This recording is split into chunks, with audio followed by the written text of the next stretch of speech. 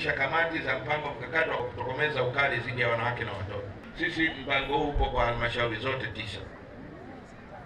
Kamati hizi zinapaswa kutumia rasilimali zilizopo na kuwatumia wadau mbalimbali katika kufikia malengo yake. Alikuwa na shamba lake, sijui alikuwa na ardhi zake, wanakuja watu hata hawamo.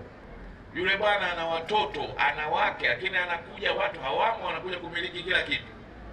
Wanasema huyu mwanamke hamiliki, tukimpa ardhi ya mume wake ataolewa, alafu atakuja kuchukua jamaa lingine.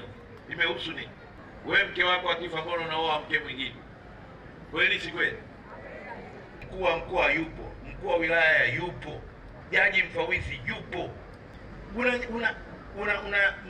Unaachwa mjane, unamaliza eda, yanakuja mijamaa yanachukua kila kitu, yanakuacha hapo, eti urudi kwenu. Urudi kwenu wapi? Ulishapoteza miaka 20 na jamaa, unarudi kwa nani? No, tuzungumze maneno kwenu, urudi kwa nani?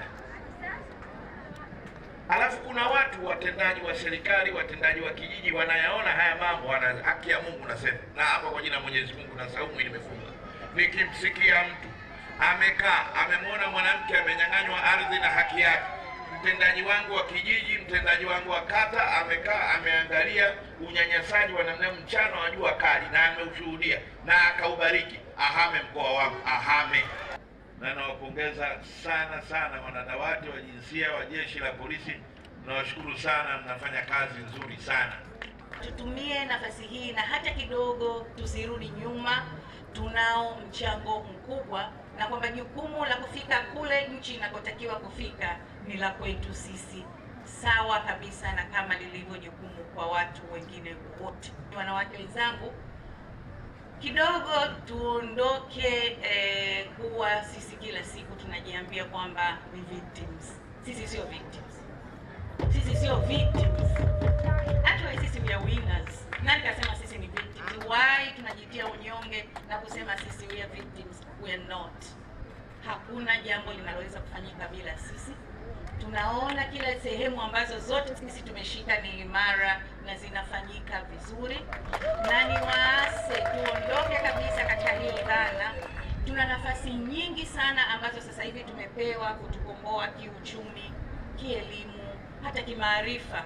Basi badala ya kutumia yale mazoea ya kujiona kwamba sisi ni victims na tukatae hiyo dhana, always tuwe sisi ni washindi na tutumie vizuri hizo nafasi tulizopewa kwa faida yetu, na hata tunavyowalea watoto wetu, tuwalee watoto wetu wakijiamini na wakiondokana kabisa ya dhana ya kwamba wao ni victims, bali wakuwe wakiwa kwenye dhana ya kwamba wao ni winners, na wao wanatakiwa wawe mstari wa mbele katika kuiendesha nchi hii. Hizi hela zinazotolewa na serikali zipo hata kwenye mambo ya michezo na utamaduni.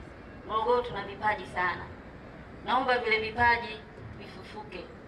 Nakumbuka enzi nilikuwa nasoma mimi shule ya msingi pale Morogoro vijijini, ilikuwa inaongoza kwa kurusha mishale kitaifa, lakini sioni Morogoro.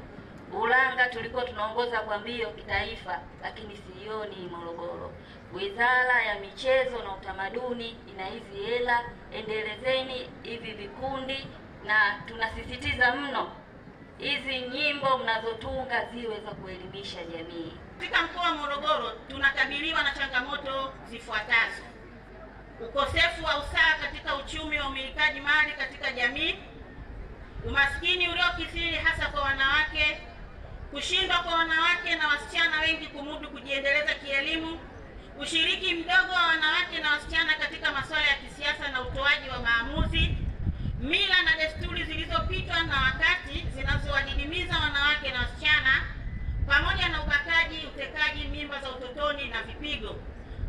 Mambo haya yote yanawaathiri wanawake na wasichana kufikia malengo ya Dira ya Maendeleo.